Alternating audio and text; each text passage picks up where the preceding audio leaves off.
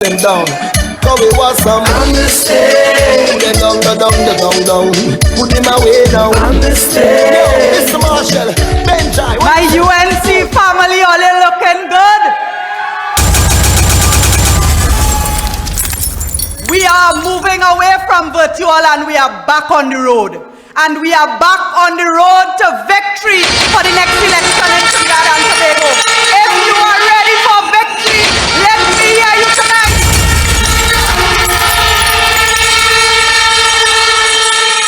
My political leader, the Honorable Kamala Prasad Bisesa, is the best Prime Minister Trinidad and Tobago ever had. My colleagues, fellow MPs, councillors, my UNC family, I want to recognize Archbishop Barbara Burke, a woman who has stood and fought for the people of Trinidad and Tobago. A woman who, under Kamala Prasad Bisesa, had a school, St. Barbara's School, built. That school, yes, that deserves a round of applause because the PNM never built a school for the Baptists in this country. That St. Barbara's School falls within the constituency of St. Augustine. And because of that, I keep close with the church and the members there. And last, we have the Baptist, the Spiritual Shouter Baptist Holiday Fast approaching. Last year, they didn't get money until the month of May, and they get a little pittance. This year, the Baptists are yet to get monies for the Baptist celebration. And so I take this opportunity to call on the government, to call on Prime Minister Rowley to give the Baptist community their monies before the Baptist celebration on the 30th of March. My friends, on Wednesday in Parliament, we will debate the EBC report, the 10th report of the Election and Boundaries Commission. What is this report? This report is required, the EBC is required to submit a report to the Parliament not less than 2, but more than 3 years from the date of submission of the last report. This report is important because it will set out the boundaries for the seats for the local elections within each regional corporation. So if they have to change a boundary, it must come in that report and it must come by the date required by law.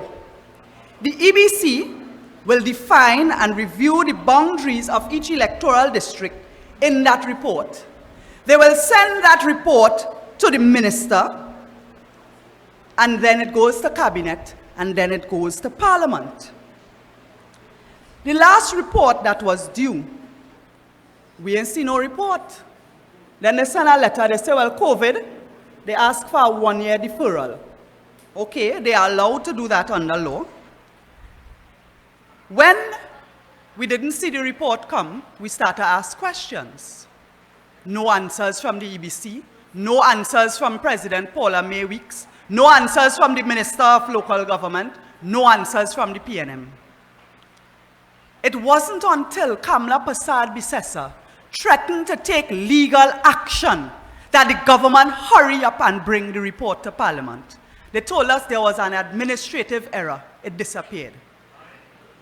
But we know the PNM. The PNM has a history of postponing elections in this country. Every time they have the opportunity. There was an election due in 2006, I'm going way back. I became a councillor in 2003. There was supposed to be an election in 2006. The PNM, under Manning, postponed that election to 2007, then to 2008, then to 2009. And it wasn't until Kamala Prasad Bisesa became Prime Minister of Trinidad and Tobago that local government elections were called. And there was a whitewash. The UNC won hands down in that election. And it wasn't only under Manning. Under Rowley administration, the same kind of interference has been taking place. I wonder if all you remember when it had a by-election in Barataria and Belmont, Remember when Sharon won that election in Barataria? When the UNC beat the PNM going and coming? We had to threaten legal action because the sitting councillor died and they're going about like nobody's business and people were without representation. Recently again in Penal, where Kimraj won and ran and won, the UNC had to threaten legal action for the government to call the local elections that were due. So the UNC have a right to ask, why is the EBC report being hidden? Why is the EBC report not coming to Parliament? And at that time, we asked on the Monday night meeting, we asked in Parliament, and they get on like if we're making trouble for nothing. The same thing they're doing with the RIC consultations, as Rudy just explained. We asked, why would the PNM hide the report? We said it was either pure incompetence. They just don't know the work, they're just messing up all around. We said it might be lack of interest. They don't care for local government, they don't care for councillors, they don't care for the burgesses who live within the area who want to vote. We said that it might be to suppress democracy. Again, it took the political leader of the UNC on a Monday night forum, it was virtual at the time, threatening legal action on a Monday night. And you know by Wednesday, supplemental order paper, suddenly it magically reappeared. So today we have the answer. We know why the EBC report was being hidden. Because they had planned to postpone the local government election. They had no intention of debating the boundaries. Elections was due at the end of last year, December 2022, because the last one was in 2019. And they had already planned to postpone the election. So when Alwari come with his hogwash, when he come with all this fancy explanation to tell you why they are postponing the election, I want you to know it is because they are afraid to face the electorate, because they know they will get blows going and coming anytime they call an election. The EBC is supposed to be an independent body. Today, Christine Kangaloo was sworn in as President of the Republic of Trinidad and Tobago. The President of our country has as part of their duty to appoint independent bodies, including the EBC. Today, I call on Madam President Christine Kangaloo to ensure that the EBC and other independent bodies in this country do not become puppets of the PNM and the government.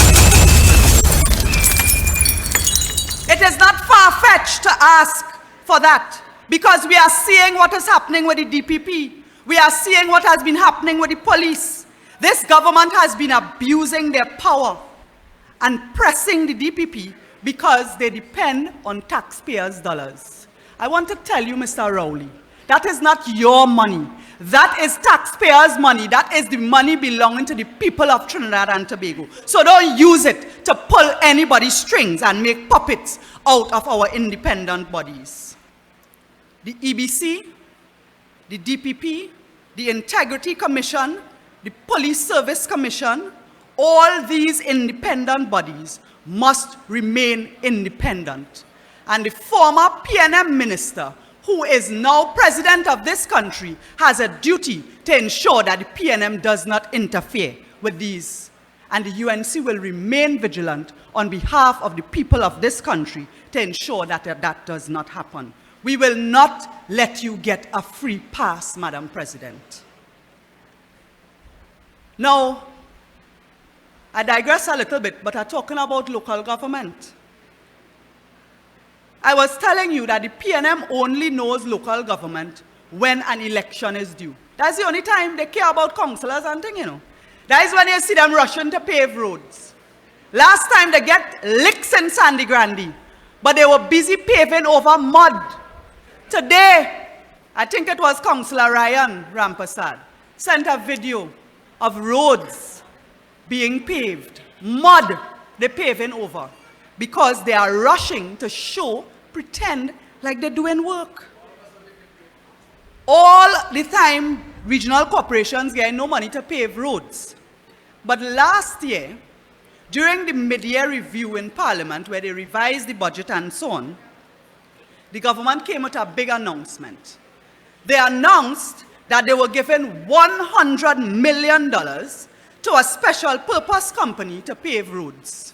Mind you, at that time, the special purpose company wasn't even registered yet. We don't know who the directors are. We don't know which PNM friend and family going to be put there to carry out the PNM dictates. But they give it $100 million. We say, all right.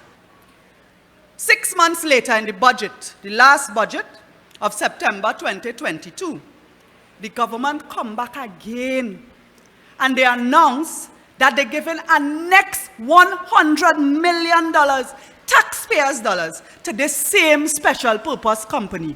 Mind you, they didn't pave a road yet, but they get more money. So they're up to $200 million now. From September, when that budget was read, to today, not a single road has been paved under that special purpose company. Not a single one. You know what they do? You know what's the latest development?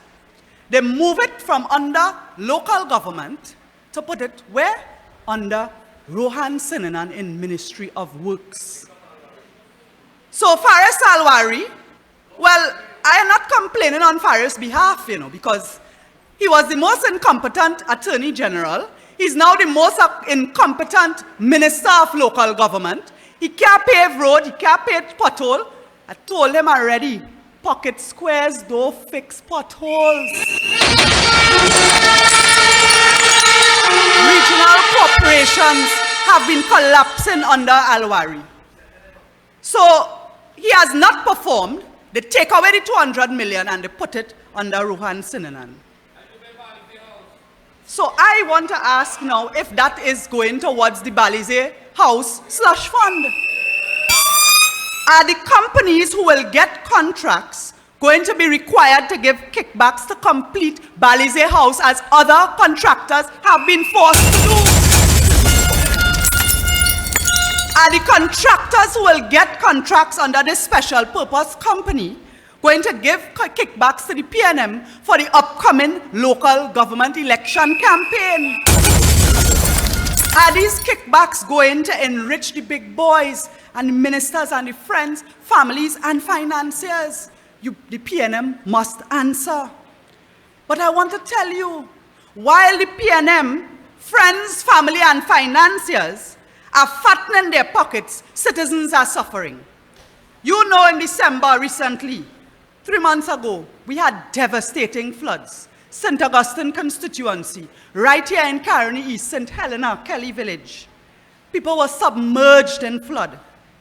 I saw a media report from the Public Administrations and Appropriations Committee in Parliament, where they said that out of the 5,454 flood relief applications made in 2022, guess how many checks were made out thus far?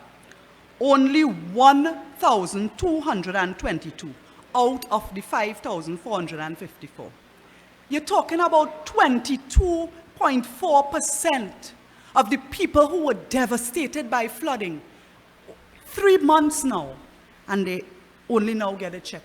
What about the rest? When will the rest of flood victims get their compensation? When it comes to flood victims, you have 3 categories. You have people who get a phone call from the ministry and they collect their money. Some people got as little as $2,500. You can't even buy a stove with that. You can't buy a washing machine with that. And these people lost every single thing. You have people who got a phone call but no checks. So they tell them, you're in the system, we come in here. Wait, in other words, keep quiet, don't make no noise. We come in soon. This is a movie, we come in soon. Then you have people who will get a single phone call, they didn't hear no word. But when we inquire on their behalf, or when they go to the ministry, they cannot find their name. These people are being told that they were kicked off the system. And so I am calling on the Minister of Social Welfare to tell the nation and the flood victims when they will get their compensation, and I call on you to do it soon. The PNM is going to face a local government election just now. They have made no improvements in local government. Yeah. They are mashing up local government. It was Kamla Prasad Bisesa who empowered councillors, empowered by, when she was Prime Minister, by giving them offices, vehicles, secretaries to serve the people in their electoral districts better. Yeah. It was under Kamla Prasad Bisesa, win, lose or draw, elections were called on time. Yeah. The PNM continues to suppress democracy. Local government elections is coming, and Trinidad and Tobago, we must show our disgust to the PNM. Yeah. We must vote against the potholes. We must vote against the increased electricity. Yeah. We must vote against PNM financiers fattening their pockets. Yeah. We must vote against high food prices. We must vote out the PNM. I am Khadijah Ameen. I am UNC, and I am proud. Onward to victory. Yeah. This is the message to the nation.